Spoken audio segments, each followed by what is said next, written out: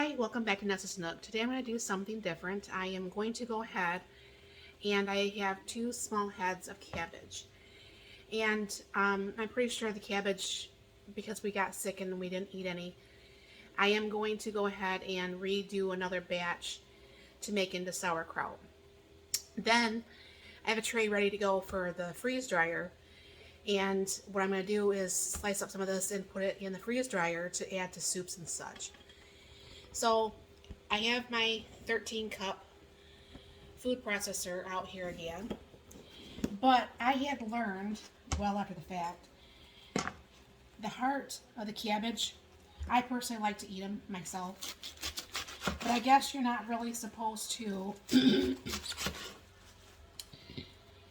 put that in your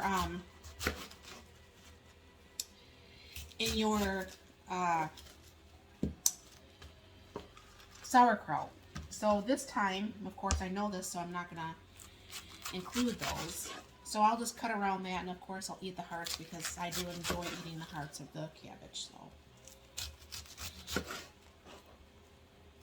and I do have my slicer blade actually on my food processor over here.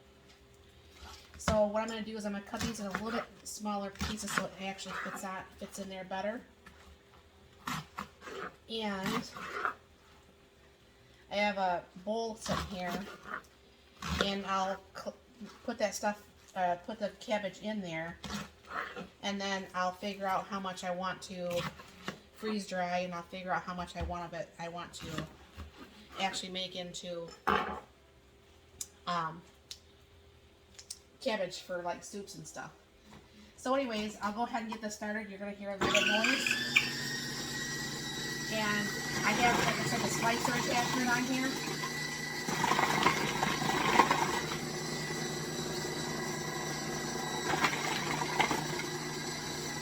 This also works very well if you like sliced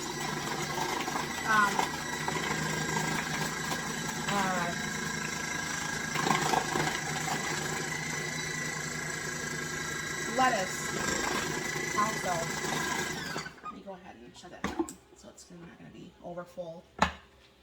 One thing I like about the KitchenAid, like I said, it's got the little grippies so you don't cut yourself trying to lift the blade out. And I will go ahead and put this all back together. And I'll slice up the rest of it here.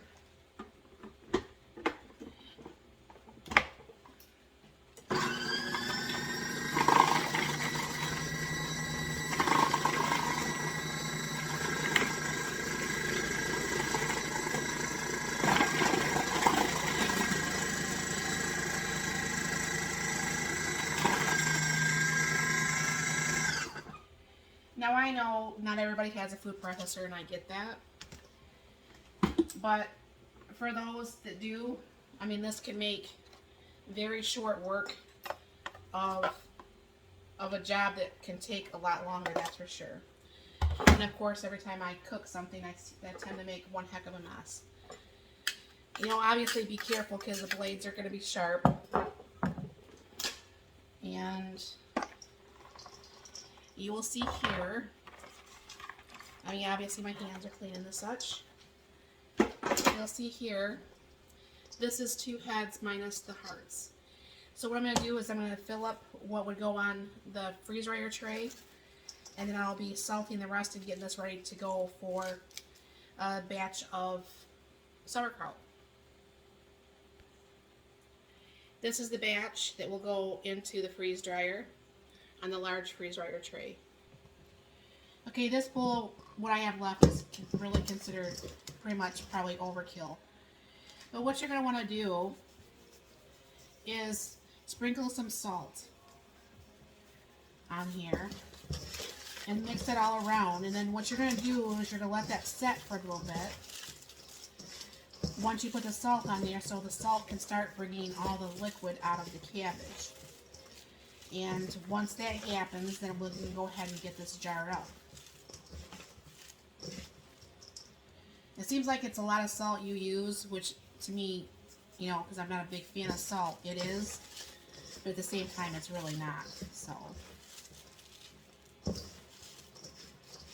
what I'm going to do is I'm going to let that set for just a little bit right now, probably about 20 minutes or so, and then I'm going to go ahead and work that around even more and get that in the jar. Okay, I went out and I did a few of the tomatoes. Usually when I do this, I'm doing like a gallon or half a gallon at a time, but that's probably not going to happen this time. But the thing is, what you want to do is for about 3 to 5 minutes, just work this all out. Yes, it's going to bruise the cabbage, but it's going to be part of the fermentation process anyway, so that's not a big deal. But what I'll do is I'll keep working on this, and we'll be right back to jar it up.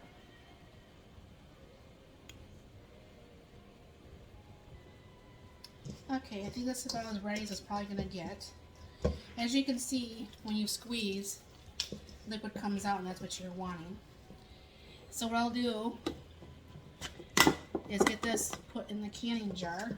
Like I said, this is only going to be a quart jar this time, because the heads were a lot smaller than I thought, but they were free, so I'm not going to complain. You're going to want to dump the juice that was created in there.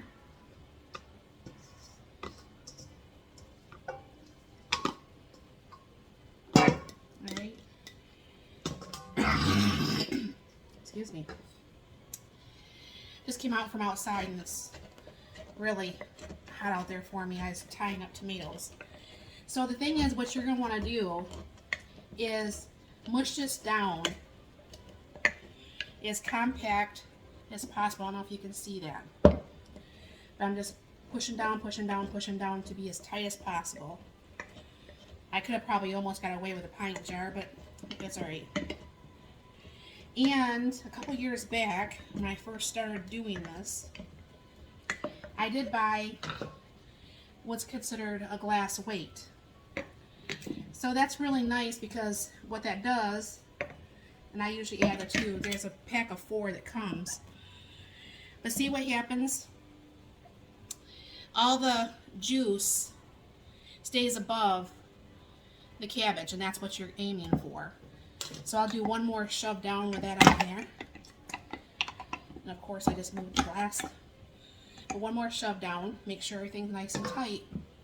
And what I'm going to do is put this lid on. I'm going to clean the rim and stuff, put a lid on.